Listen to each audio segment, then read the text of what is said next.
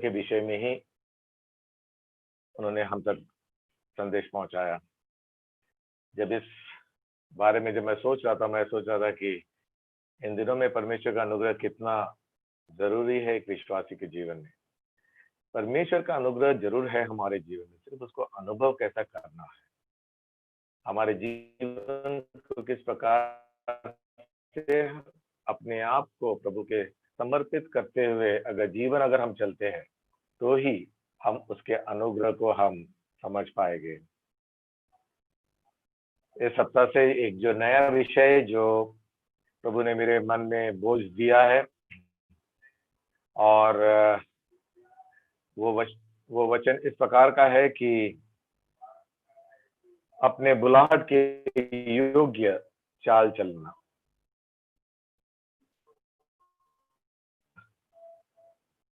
सोच रहा था और कई समाचार में इस प्रकार के समाचार आते हैं कि स्थिति अभी बहुत बिगड़ती जा रही है। भारत के इस राष्ट्र में ये शुरुआत है करके कई अलग अलग समाचार आ रहे हैं। ये एक चिंतित का विषय जरूर रहता है, परंतु हम परमेश्वर का धन्यवाद देते हैं कि परमेश्वर हमें ऐसे संदर्भ में भी अपने वचनों से हमें जो शक्ति और देते हैं ताकि हमारी नजर उसकी ओर रहे, क्योंकि हम उसके चुने हुए लोग हैं। हम उसके स्वर्गीय देश में, और वहां पे हमें ले जा रहा है वो। हम एक यात्री है, परदेशी है हम इस संसार में। मैं जब कभी भी इस विषय को जब सोचता हूं तो मैं इज़राइल के परमेश्वर के संतानों के विषय में सोचता हूँ। जब 40 साल वो मरुभूमि में जिस प्रकार से वो भटक रहे थे, लेकिन हम भटक नहीं रहे, हम सिर्फ यात्रा कर रहे हैं। उस प्रकार की यात्रा कर रहे हैं जिस प्रकार से प्रभु यीशु मसीह जब इस संसार में अपने चेलों से कहा कि हमें उस पार जाना है, और वो यात्रा करते करते, नाव की यात्रा करते करते, जो समुद्र की आंधी तो तूफान जब उनके सामने जब आती है, तब वो थोड़े से विचलित होते हैं, थोड़े परेशानी में आते हैं। लेकिन वो ये भूल जाते हैं प्रभु ने कहा हमें उस तरफ जाना है। और आज हमारा भी वही जो स्थिति है, हमारी वही स्थिति है। प्रभु ने हमें इस संसार में एक उद्देश्य के लिए रखा है, और उद्देश्य पूरा करने के लिए प्रभु ने हमारे जीवनों में भी कई प्रकार के इस प्रकार के आंधी तूफान की अनुमति आती है। लेकिन प्रभु ने कहा कि मैं आऊंगा और तुम्हें लेके जाऊंगा, चाहे किसी भी प्रकार क्यों ना हो। वो विश्वास है हमें, क्योंकि आज तक, अब तक परमेश्वर के वचनों में जितने लिखे हुए प्रतिज्ञाएं वो पूरी हुई है, और हम उसी प्रतिज्ञाओं को धरते हुए हम इस संसार में जा रहे हैं। जिस वक्त मैं परमेश्वर के वचन के अध्ययन के समय एक ऐसा ख्याल आया था कि इन दिनों में सुसमाचार का सभाएं या सुसमाचार सुनाने के लिए जो आजादी थी वो थोड़ी कम हो गई है, खत्म नहीं हुई है। सुसमाचार सुनाए जा रहा है अलग अलग प्रकार से, अलग अलग माध्यमों से, लेकिन जिस तरीके से पहले होती थी उस प्रकार से कम हुई है उसके तुलना में। लेकिन उसके विपरीत में जब मैं दूसरी तरफ जब देखता हूं कि परमेश्वर अपने वचनों से अपने संतानों को काफी सुना रहा है, और इस विषय में जब मैं अपने आप को जब क्वेश्चन मार्क लगा के जब देखता हूं, तो मुझे ऐसा लगता है कि मेरे जीवनों में भी काफी कमियां थी। जब मैं उस प्रभु का संतान होने के बावजूद भी, जब मुझे परमेश्वर का वचन सुनाया जाता है, उस विषयों को लेकर, उस व्यवहारों को लेकर, क्या मैं उसमें परिपूर्णता में हूं या नहीं। परमेश्वर का वचन हमें साफ रीति से कहता है कि हम उसके पुत्र में परिपूर्ण है, भरपूर में है, लेकिन क्या हम वास्तविकता में उस भरपूरी में है या नहीं? मैं आज ये कहना चाहता हूँ प्रिय भाई बहनों, हम परमेश्वर का वचन सुनते जरूर है, लेकिन परमेश्वर का वचन जितना हमारे हृदय में या हमारे जीवन में कार्य करेगा, उतना ही परमेश्वर का वचन का हमारे लिए लाभदायक या आशीषित है। अन्यथा वो सिर्फ एक वचन रहेगा, एक कोने में रहेगा। कोने देखिए, परमेश्वर प्रभु हमें ऐसी आत्मा से भरपूरी में रहे कि जहां पर हम उसके वचनों को बहुतायत से हमारे मसीह जीवन के कार्य के लिए या उसकी आने की तैयारी के लिए हम अपने आप को परखे और उसके अनुसार चले। आज की शाम के जो अध्ययन जो है हमारे लिए, वो इफिसियों की पत्री उसके 4था अध्याय, इफिसियों की पत्री उसका 4था अध्याय और पहला वचन। इसलिए मैं जो प्रभु में बंदी हूं, तुमसे विनती करता हूं कि जिस बुलाहट से तुम बुलाए गए थे, उसके योग्य चाल चलो। तुम जिस बुलाहट से बुलाए गए थे, उसके योग्य चाल चलो। प्रियो, ये विषय हमने कई बार सुने भी होंगे, कई बार हमने सुने ये। जब मैं इस विषय के ऊपर ध्यान जब दे रहा था, और पौलुस के जिस प्रकार से लिखता है वो, जहां पे पहला वाक्य कहता है इसलिए, इंग्लिश में है देयरफॉर। जब कभी हम जो पवित्र परमेश्वर का वचन सीखने वाले लोग हैं, हम जब इस शब्द जब आता है देयरफॉर, वेयरफॉर, इफ, तो ये सब शब्द जब आता है तो इससे कोई कुछ ना कुछ उससे जुड़ा हुआ है। और हम जब इस किताब को जब हम देखते हैं, हमें ये दिखता है कि जिस प्रकार से पौलुस की रीति है कि वो जब मसीह जीवन के बारे में जब सिखाता है या बताता है, उसके पहले वो उसके प्रिंसिपल्स या उसके सिद्धांत को वो बताता है। और उसी प्रकार से हम इफिसियों की पत्री जब है, जो 6 अध्याय जो है, उसमें से हम पहले 3 अध्याय में हम देखते हैं कि किस प्रकार से पौलुस सिद्धांतों को हमें सिखाता है। और ये बहुत अवश्य है प्रियो, ये बहुत अवश्य है। जब तक हम उसके सिद्धांतों को अगर नहीं समझे, तो हम उसके अनुसार नहीं चल सकते। यहाँ पे जैसा पौलुस कहता है, उसके योग्य का चाल, उसकी बुलाहट की योग्य का चाल। और जब तक हम उस सिद्धांत को ना समझे, तब तक उसके अनुसार चल नहीं सकता। आज मैं जब इस विषयों पे ज्यादा और गौर से जब अध्ययन कर रहा था, तो मैं कलीसिया की स्थितियों के बारे में सोच रहा था। किस प्रकार की स्थिति, आज की नहीं, कुछ समय से जो चल रही है। जब हम पत्रियों भी पढ़ते हैं, कुरिन्थियों की पत्री पढ़ो, कलीसियों की पत्री पढ़ो, कलीसियों की पत्री पढ़ो, जब वो तिमोथी और तीतुस को जब तैयार कर रहा है, उसमें भी उन्हें जो आह्वान देता है, ये सब जब पढ़ते हैं तो हमें ये दिखता है कि कलीसिया की स्थिति जो है किस प्रकार से बिगड़ती जाती थी। और जब उसके बारे में जब मैं सोचने लगा, तो मुझे सिर्फ एक ही चीज दिखा, यहाँ पे शैतान जो कार्य करता है कलीसिया के द्वारा, वो सबसे पहला जो कार्य करता है, वो किस प्रकार से परमेश्वर के सिद्धांतों को बिगाड़ सकता या गुमराह कर सकता है। जब शैतान कुछ भी अगर कार्य करता है, वो उस सिद्धांतों को हाथ लगाता है, वो विश्वासियों के जीवन में बहकाव ला देता है, अंदर भेदभाव होता है, उस प्रकार से गुट पैदा होती है, उस प्रकार से एक दूसरे के प्रति ईर्ष्या पैदा होती है। ये सब चीजें जो है, हम जानते कि अच्छी बात नहीं है कलीसिया में, लेकिन होती है।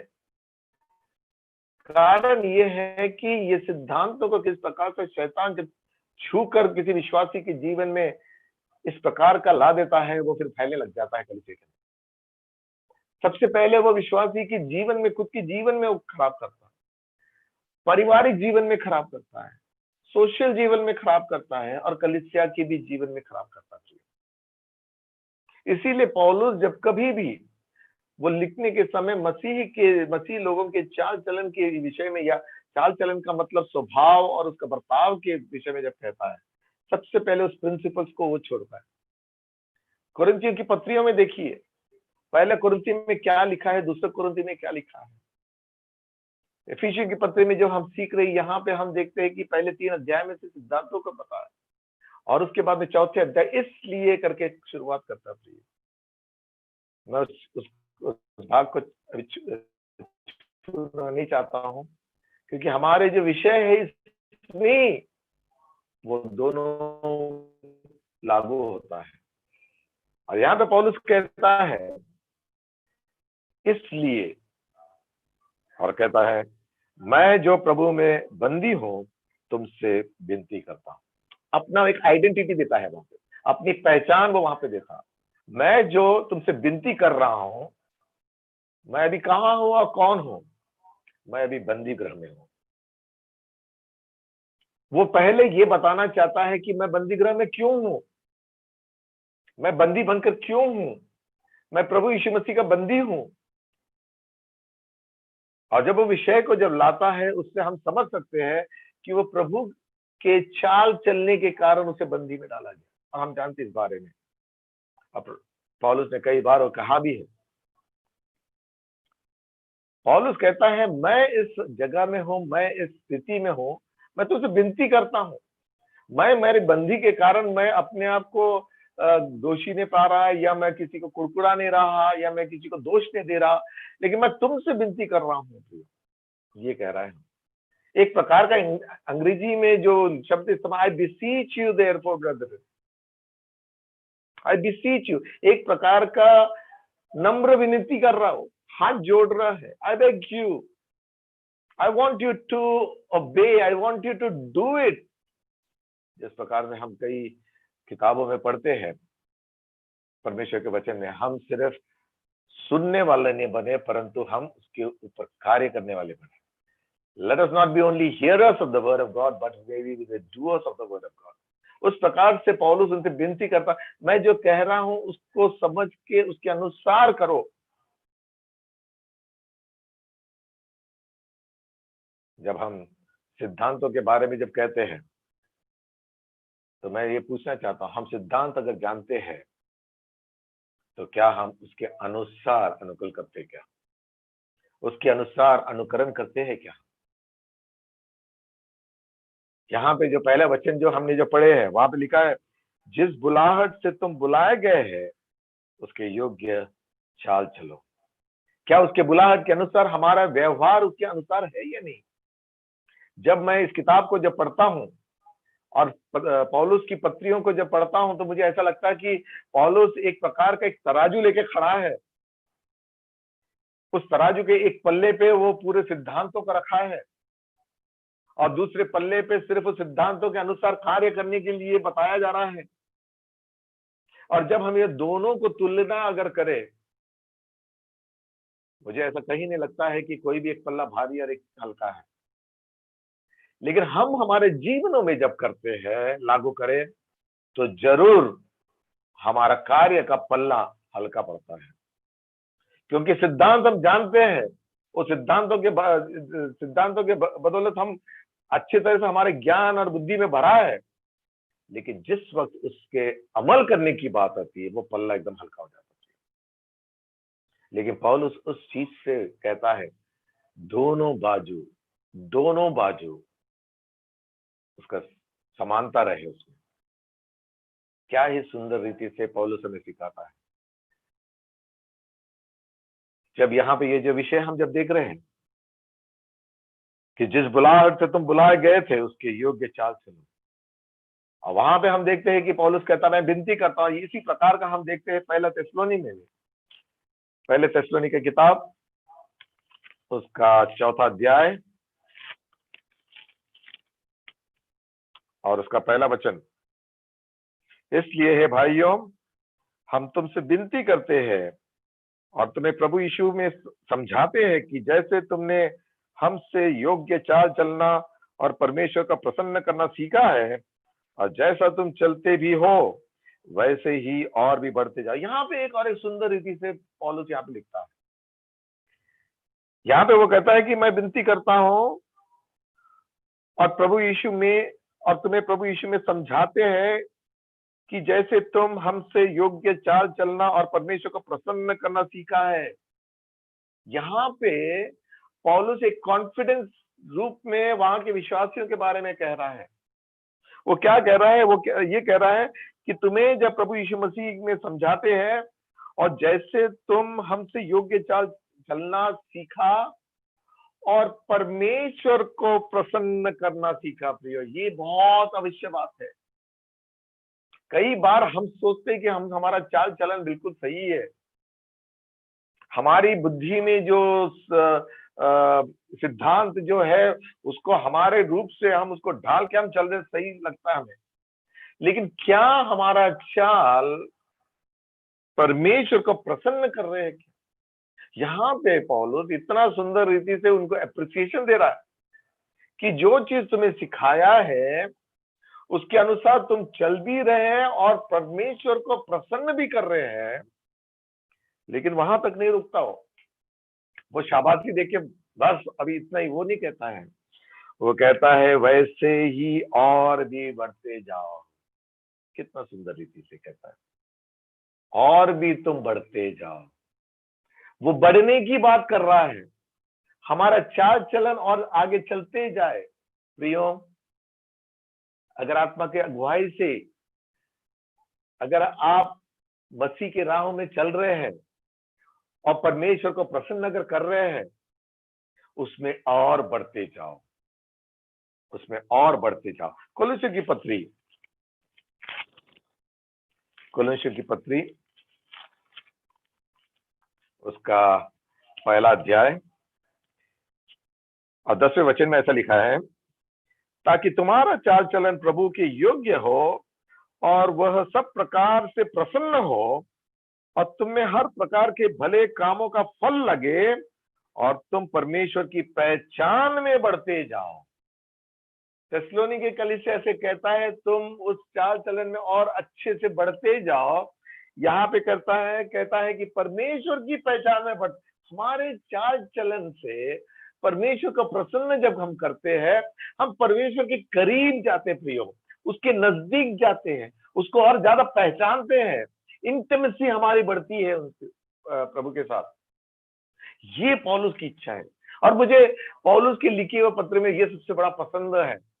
वो हर वक्त यही चाहता है कि मैं मेरे प्रभु को कितने अधिकता से पहचानूं, मैं मेरे प्रभु के कितने अधिकता से नजदीक में जाऊं। मैं कभी कभी यूहन्ना के बारे में सोचता हूँ, कितने भाग्यशाली इंसान है जो वो परमेश्वर के छाती पे पड़ा रहता था, जहां से प्रेम का भाव आता है, जहां से सारे उसके भावनाओं को दिखता है। कितने करीब था पौलुस। जब उसकी पत्री जब पढ़ते तो ऐसा लगता है कि पौलुस की इच्छा जो है, मैं कितने नजदीक से उसको देख पाऊं। क्या हमारे और आपके, मेरे और आपके जीवन में इस प्रकार की आशा है? क्या हमें ऐसा, क्या हम उस दिन के लिए रुके हैं जब प्रभु आएंगे उस टाइम पर देखेंगे, या हमारे रोज के दैनिक जीवनों में भी उसको हम नजदीक से पहचान सकते हैं?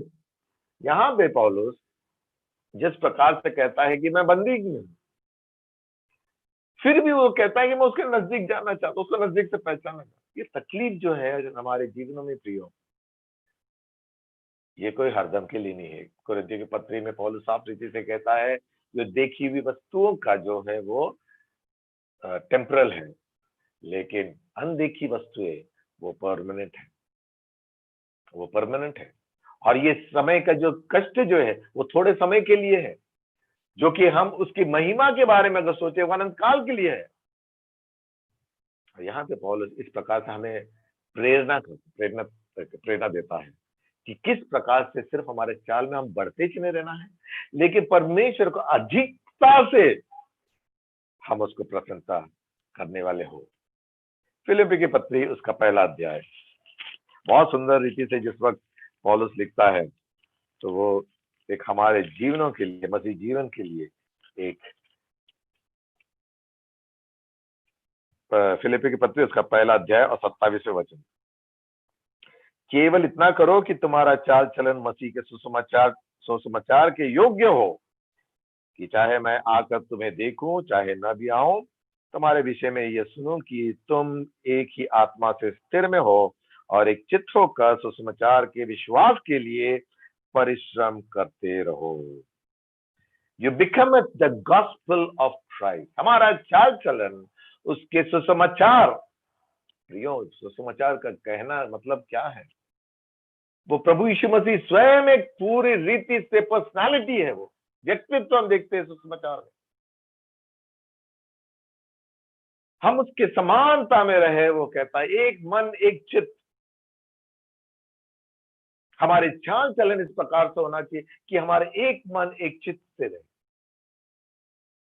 इफिसियों की पत्री जो हमने पढ़े हैं, वो किताब अगर आगे के वचनों में जब हम पढ़ते हैं तो वहां पे पूरी रीति से एकता का विषय में है, एकता का विषय है, the unity of the spirit, unity among the believers. और पौलुस की इच्छा है इस प्रकार के सिद्धांत जब सिखाता है, वो कहता है हम अपने अपने जीवनों में, एक मसीह जीवन में, चाहे वो हमारे व्यक्तित्व हो, चाहे हमारे पारिवारिक हो, चाहे हमारे सोशल हो, चाहे हमारे कलीसिया की क्यों ना हो, हम एक मन एक चित्त और एक आत्मा से हम उस समाचार के समान हैं। ये क्यों पौलुस हमें समझाता है, क्यों हमारे चाल चलन के विषय में कहता है, क्यों हमारे हमारे व्यवहार के बारे में कहता है। प्रियो, इन दोनों में बहुत चर्चा होती है।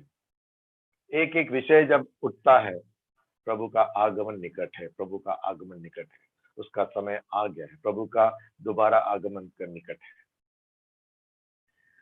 कुछ दिनों पहले जैसे लोग कसाए थे, तो वो फिर बाद में पूरे वचनों को ढूंढे और उसके इसमें से निकाल के प्रभु का आगमन निकट है। प्रभु ने स्वयं कहा मैं जल्दी आने वाला हूं। लेकिन प्रियो, जब नए नियम में जब मैं देखता हूं, जहां जहां उस भाग को बताया गया है प्रभु का आगमन के बारे में, मैं जिस विषय में जो कह रहा था कि प्रभु यीशु मसीह का दोबारा आगमन के बारे में, हम देखते हैं कि जितने बार और जितने जितने भागों में लिखा हुआ है कि प्रभु यीशु मसीह का आगमन अगर है, तो हम वहां पे ये भी देखते हैं कि हमारा कर्तव्य या हमारे जिम्मेदारी क्या है। जैसा एग्जाम्पल हम जब देखते हैं यूहन्ना की, पहला यूहन्ना उसका 3 अध्याय, 1 जॉन चैप्टर 3, और उसके दूसरे वचन में ऐसा लिखा है, हे प्रियो, अब हम परमेश्वर की संतान है और अभी तक यह प्रकट नहीं हुआ कि हम क्या कुछ होंगे। इतना जानते हैं कि जब वह प्रकट होगा तो हम उसके समान होंगे, क्योंकि उसको वैसे ही देखेंगे जैसा वो है। यहाँ पे प्रभु यीशु मसीह का दोबारा आगमन के बारे में कहता है। लेकिन तीसरे वचन में क्या लिखा है, और जो कोई उस पर यह आशा रखता है वो अपने आप को वैसे ही पवित्र करता है जैसा वो पवित्र है। ये हमारे लिए एक कर्तव्य क्या बताया है, यहाँ पे हमारी जिम्मेदारी है, हमें हमारे कार्य को कैसा रखना है, क्योंकि उसकी इच्छा है कि हम पवित्र बने, उसके आगमन के समय पे हम पूरी रीति से तैयारी से रहे। पहला थिस्सलुनीका उसका 4 अध्याय, फर्स्ट थिस्सलुनियंस चैप्टर 4 और उसका 16 वचन, क्योंकि अब प्रभु आप ही स्वर्ग से उतरेगा, उस समय ललकार और प्रधान दूत का शब्द सुनाई देगा और परमेश्वर की तुरही फूकी जाएंगी, और जो मसीह में मरे हैं वो पहले जी उठेंगे। तब हम जो जीवित हैं और बचे रहेंगे उसके साथ बादलों पर उठा लिया जाएगा, ये हवा में प्रभु से मिले, और इस रीति में हम सदा प्रभु के साथ है। यहाँ पे फिर से कहता है वो प्रभु का दोबारा आगमन के बारे में, लेकिन उसके साथ ये क्या कहता है, इस प्रकार इन बातों से एक दूसरे को शांति दिया करो। ये एक भाईचारा का विषय है। यहाँ पे हम एक दूसरे को कंफर्ट करो, एक दूसरे को हम शांति दो।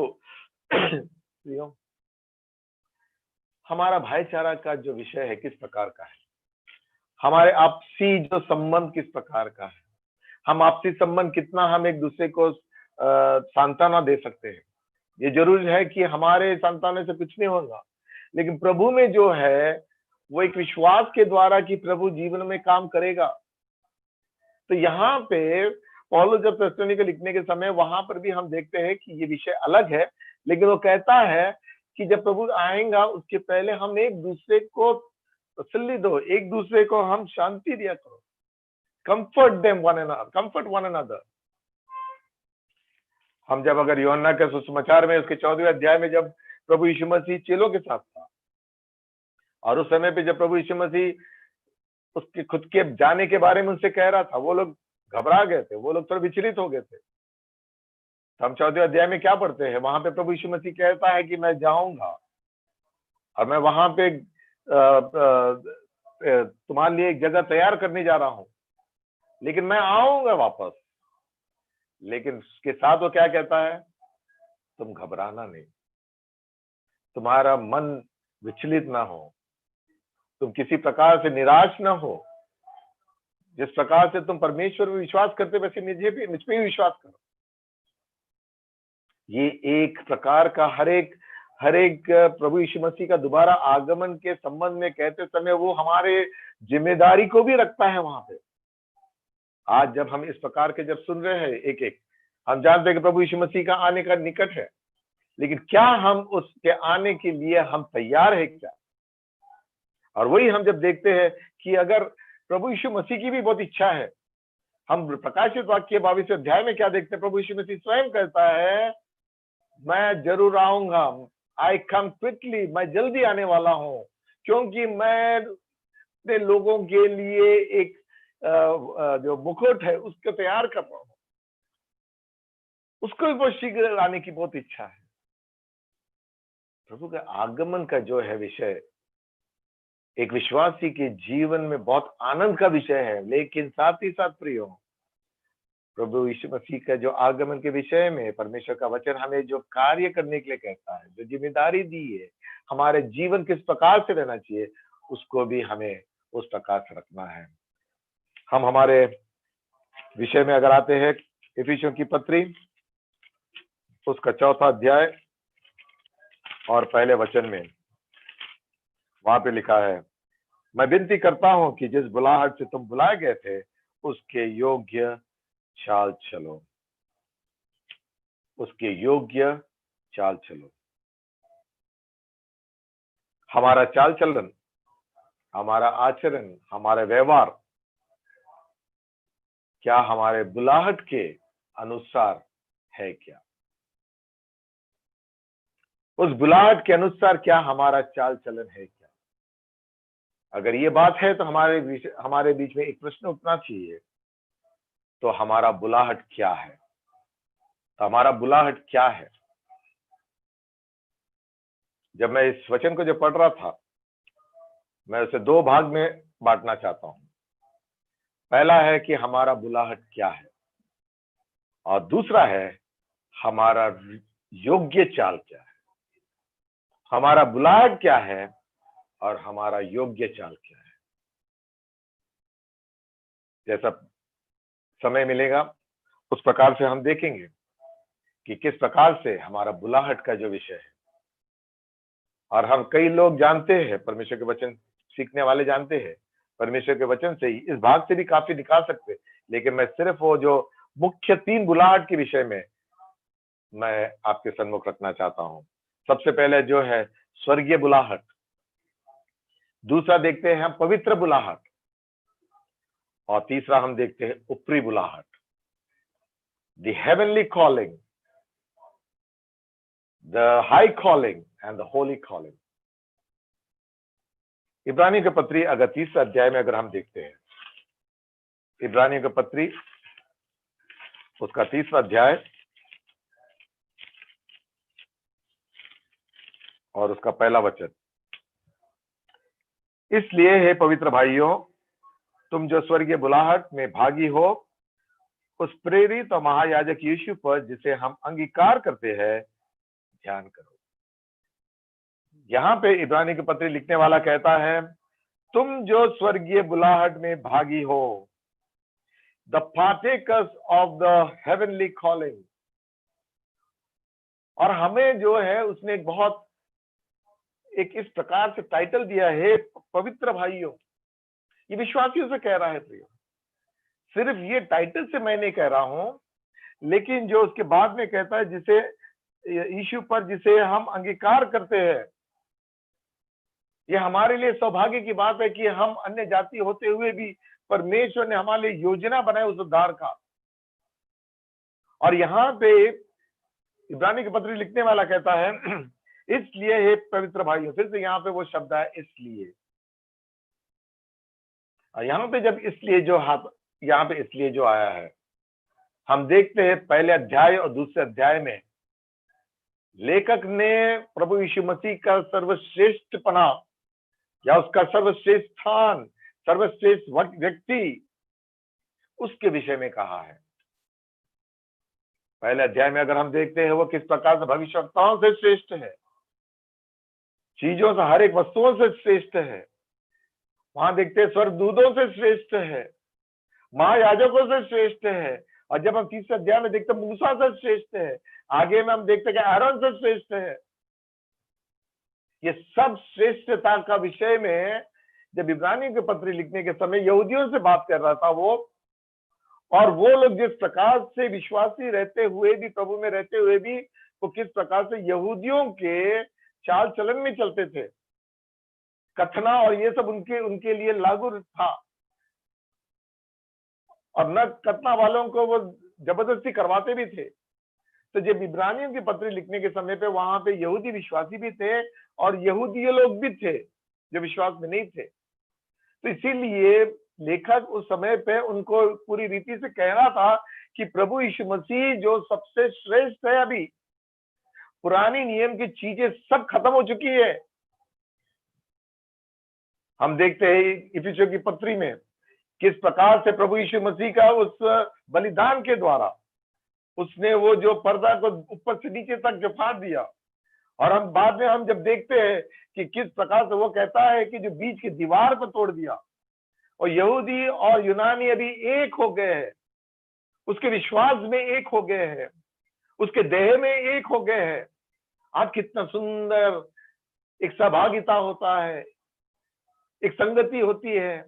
जो जो जगहों में यहूदी भी है और यूनानी लोग भी है, और वो दोनों एक ही मेज में शामिल होते हैं, और वो लोग एक ही रोटी में से तोड़ के खाते हैं, एक ही कटोरे में से पीते हैं। तो ये क्या आनंदित समय देता है। और यहाँ पे लेखक उस विषय को कहता है कि यीशु मसीह जो सर्वश्रेष्ठ है। और जब हम इस भाग को क्या देखते हैं, तुम जो स्वर्गीय बुलाहट में भागी हो, आखिरी में कहता है उस मसीह यीशु को ध्यान करो, उसको ध्यान करो।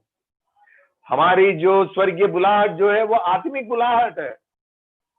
हमें जो स्वर्गीय निवास में रखे उसकी इसमें आनंदित है।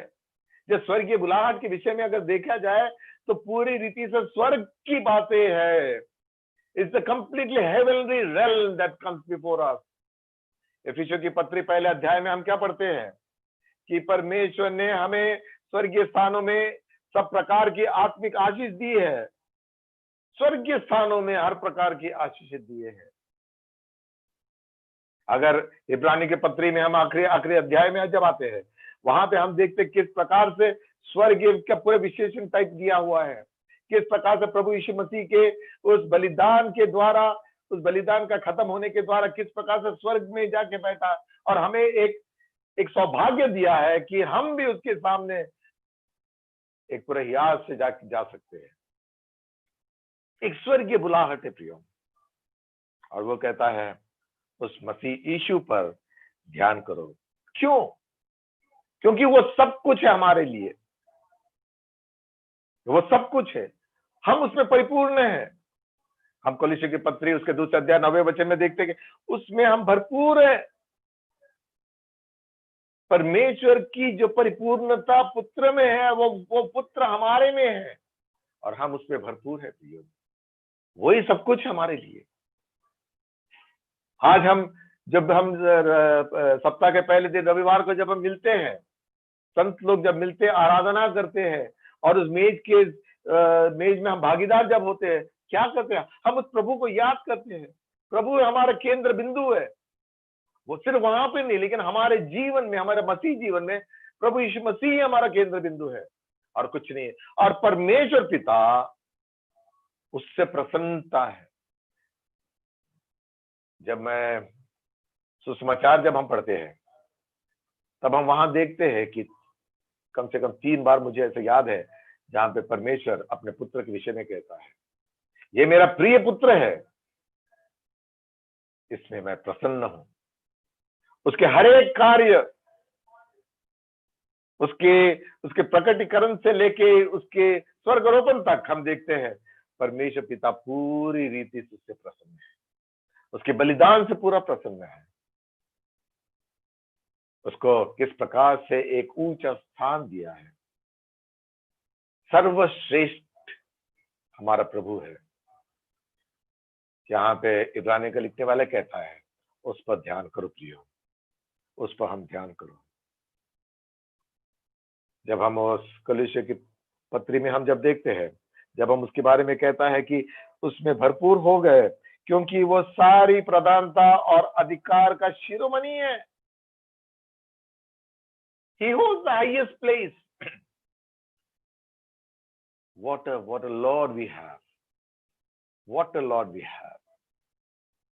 आनंदित रहना चाहिए कि हम कुछ भी जो नहीं थे, हमारे में कोई योग्यता नहीं थी, हमारे में कोई योग्यता नहीं थी कि हम उस जीवते परमेश्वर के और पवित्र परमेश्वर के सन्मुख जा सकते हैं, उसको पुकारने के लिए तक हमारे पास योग्यता नहीं थी क्यों। लेकिन परमेश्वर का प्रेम ने ही उस स्वर्गीय बुलाहट में हमें, उसने उस उद्धार का कार्य करते हुए हमें स्वर्गीय वस्तुओं से भरपूरी किया है। स्वर्गीय बुलाहट क्यों है?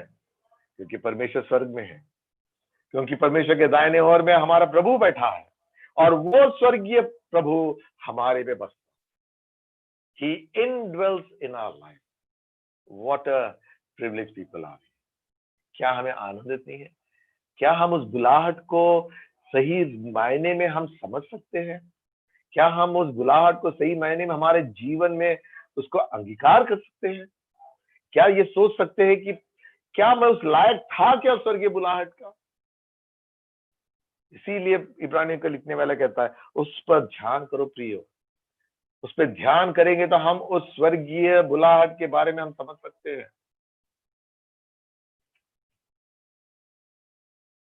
हम दूसरे इसमें आते हैं, दूसरा तिमोथी की पत्री, 2 तिमोथी चैप्टर 1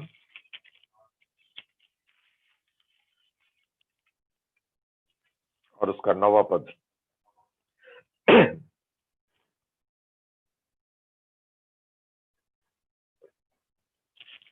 जिसने हमारा उद्धार किया और पवित्र बुलाहट से बुलाया, और ये हमारे कामों के अनुसार नहीं, पर उसके उद्देश्य और उस अनुग्रह के अनुसार है जो मसीह यीशु में सनातन से हम पर हुआ है। यहाँ पे हम दूसरा बुलाहट देखते हैं। इब्रानी के पत्री में हमने स्वर्गीय बुलाहट देखे, वहीं तो और बहुत कुछ कह सकते हैं, लेकिन मैं सिर्फ थोड़ा इसमें बोलना चाहता हूँ। हमें समझने के लायक उस चीज को मैं कहता हूँ। यहाँ पे हम देखते हैं कि पवित्र बुलाहट के बारे में विषय में है, किस प्रकार से परमेश्वर ने हमें उस उद्धार दिया और हमें एक पवित्र बुलाहट बुलाया है। जिस प्रकार से इब्रानी के लिखने वाला कहता है, उस मसीह यीशु पे ध्यान करो। लेकिन मैं जब इसके ये दूसरे तिमोथी में पौलुस जब लिखने के समय उसके ऊपर के वचनों के द्वारा मैं ये कहता है, उस परमेश्वर पे भी ध्यान करो, क्योंकि वहां पे लिखा 8वें वचन में, इसलिए हमारे प्रभु की गवाही से और मुझसे जो उसका कैदी हूं लज्जित न हो, पर उस परमेश्वर के सामर्थ्य के अनुसार सुसमाचार के लिए मेरे साथ दुख उठा, जिसने हमारा उद्धार किया है। परमेश्वर ने हमें उद्धार दिया है। हम एफिसियों की पत्री उसके दूसरा अध्याय में 8वें वचन में पढ़ते, उसके अनुग्रह के द्वारा ही हमें उद्धार मिला है। कि परमेश्वर के ध्यान, उसके प्रेम को ध्यान करो, उसके चरित्र को ध्यान करो, उसके व्यवहार को ध्यान करो। वो कौन है वो ध्यान करो। वो एक पवित्र परमेश्वर है जिसने इजरायली लोगों को, अपने संतानों को उसने कहा था, जैसा मैं पवित्र हूं वैसा तुम भी पवित्र रहो। और वही व्याख्या हम देखते हैं पत्रस अपने पत्री में लिखता है। यहाँ पे परमेश्वर ने हमें उद्धार दिया ताकि हम पवित्रता में आए। उसने हमें पवित्र बुलाहट से बुलाया है। और ये जो बुलाहट जो है हमारे जीवन में कार्यशील करने वाला है। It's an effectual calling, it does the work. क्योंकि वो बुलावा जो है वो परमेश्वर का जो स्वभाव है वो पवित्र था। मैं जब इस बुलाहट का जब देखते हैं तो यही 8वें वचन से हम देखते हैं कि वो बुलाहट उद्धार का बुलाहट है। उसने हमें पवित्रता के लिए बुलाया है। उसने हमें मृत्यु से जीवन का, उस बुलाहट में हमारे मृत्यु से जीवन में लेकर आया। अपवित्रता से उसने पवित्रता में लेकर आया। ये पवित्र बुलाहट जो उसकी है। प्रियो, अगर हम पहला पत्रस की किताब में आते हैं उस भाग को अगर पढ़ लिए तो अच्छा है। पहला पत्रस उसका पहला अध्याय और उसके 15वें वचन में ऐसा लिखा है, पर जैसा तुम्हारा बुलाने वाला पवित्र है वैसे ही तुम भी अपने सारे चाल चलन में पवित्र बनो। एक पवित्रता के जीवन के लिए उसने हमें बुलाया। जैसा तुम्हारा बुलाने वाला पवित्र है। अब जब हम पवित्रता के विषय में हम जब देखते हैं, मैं उसके छोटे से सारांश में कहना चाहता हूं कि पवित्रता या पवित्र क्या है। परमेश्वर पवित्र है। जब हम उसके 16 वचन में पढ़ते हैं, क्योंकि लिखा है पवित्र बनो क्योंकि मैं पवित्र हूं। ये परमेश्वर कहता है, पवित्र बनो क्योंकि मैं पवित्र हूं। परमेश्वर की पवित्रता हम कैसे समझ सकते हैं? सिर्फ मैं उसको इस तरीके से देखता हूं कि वो उस परमेश्वर जो स्वर्ग में है, उसका कोई भी वास्तविक संसार में नहीं है। कोई भी चीजों से उसका ताल्लुक नहीं है। कोई भी संसार के स्वभाव से उसका ताल्लुक नहीं है। कोई भी प्रकार के आचरण उसके साथ उसका कोई ताल्लुक नहीं है। परमेश्वर स्वर्ग में है, वो पवित्र है और वो चाहता है कि हम इस संसार में रहते हुए भी हम इस संसार का ना हो। प्रभु यीशु मसीह जब अपने पिता से प्रार्थना करने के समय कहता था, चेलों के विषय में कहता था, ये लोग सताए जाएंगे क्योंकि वो संसार के नहीं है, क्योंकि वो मेरे हैं। क्यों, कितना एक आश्चर्य बात है। हम इस संसार में रहते हैं। प्रभु यीशु मसीह की प्रार्थना है हमारे लिए कि हम सताए जाएंगे, हमें तकलीफें आएंगी, परेशानियां होंगी, हमारे जीवनों में एक शारीरिक मृत्यु भी आएंगी, क्लेश आएगा, बीमारियां रहेंगी, क्योंकि हम इस संसार में अभी जी रहे हैं। ये नाशमान हमारे जो शरीर है उसमें हम जी रहे हैं। और उस प्रकार का वहां पे चेलों के बारे में प्रभु यीशु मसीह कहता भी है कि लोग उनको सताएंगे क्योंकि वो मेरे हैं। आपको याद होगा पौलुस के साथ भी प्रभु यीशु मसीह ने यही कहा था। जब शाऊल, उस समय जो उसका नाम जो शाऊल था, वो बोला, हे प्रभु तू कौन है? तो यीशु मसीह ने क्या कहा? मैं यीशु हूं जिसे तू सताता है। शाऊल सिर्फ कलीसिया को सताता था, विश्वासियों को सताता था, मसीह लोगों को सताता था, उनको मारता था, कलीसिया को तोड़ताड़ करता था। लेकिन उस समय पे दमिश्क के रोड पे यीशु मसीह उससे कहता है, मैं यीशु हूं तू जिसे सताता है। क्योंकि हम प्रभु के हैं, हमें सताव जरूर रहेंगे। क्योंकि हम सच्चाई में चलते हैं, इसीलिए सताव जरूर रहेगा। क्योंकि इस संसार में भी शैतान राज्य कर रहा है और शैतान सिर्फ झूठ, हम देखते हैं प्रभु यीशु मसीह कहता है वो झूठा है, वो झूठा है, शैतान झूठा है। तुम झूठे का संतान हो। इस संसार में जितने हम जी रहे हैं, प्रभु में आने के पहले हम उसी टाइटल में थे, उसी शीर्षक में हम जी रहे थे।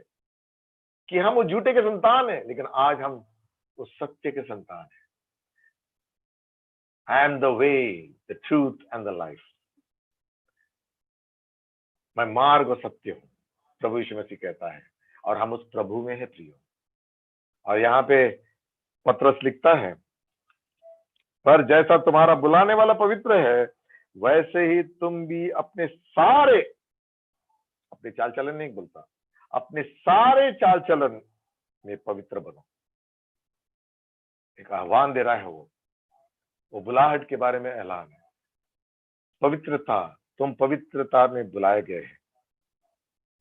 हमने पहले देखे, अभी हमारा समय हो चुका है, हम अगले रविवार को तीसरा वाला जो बिंदु है उसको छुएंगे, और प्रभु ने चाहा तो आगे जाएंगे। तो हमने इस प्रकार से देखा है किस प्रकार से पौलुस एफिसियों को लिखने के समय कहता है, तुम्हारा बुलाहट को पहचानो और उसके योग्य चाल चलना है। और हमने किस प्रकार से ये दो बुलाहट के बारे में देखे हैं। तो परमेश्वर ने हमें स्वर्गीय बुलाहट से बुलाया है, परमेश्वर ने हमें पवित्र बुलाहट से बुलाया है। और प्रभु ने अगर चाहा तो अगले रविवार को हम उस ऊपरी बुलाहट पर ध्यान देंगे। बहुत ही सुंदर विशेषण है प्रियो, वो हर एक विश्वासियों के लिए एक आनंद का एक बुलाहट है। वो हर बुलाहट आनंद का है, लेकिन उसमें हम बहुतायत से कुछ और नई चीज देखते हैं। इसीलिए पौलुस वहां कहता है कि तुम अपने बुलाहट का बुलावा को समझो। अगर योग्य चाल अगर चलना है, सबसे पहले उस बुलाहट के बारे में सोचो, नहीं तो हमारी चाल चलन में भी खोट रह सकती है। क्योंकि हम अपने बुद्धि से चलते हैं, हम अपने आप सोचते हैं कि मुझे परमेश्वर ने बुलाया, लेकिन परमेश्वर ने किस रीति से आपको मुझे बुलाया, वो सबसे बड़ी बात है। अगर उस चीज को अगर हम पहचानेंगे तो हम उसके योग्य चाल चलेंगे प्रिय। परमेश्वर इन वचनों को आशीषित करे, और जितनों ने इस संदेश को सुना, हम सब पर परमेश्वर के आशीष रहे, और परमेश्वर का वचन हमारे जीवन में बहुतायत से कार्य करे, ताकि हम उसके योग्य चाल चलने के लिए जिसलिए हमें बुलाया गया है उसको हम समझ सके। आज के दिन सिर्फ हम इस दो बुलाहट के बारे में देखे, प्रभु ने चाहा तो अगले रविवार को तीसरा बुलाहट और उसके बाद में जो है उसको हम देखेंगे। प्रभु इन वचनों पर आशीष करे, और प्रभु के नाम की महिमा हो।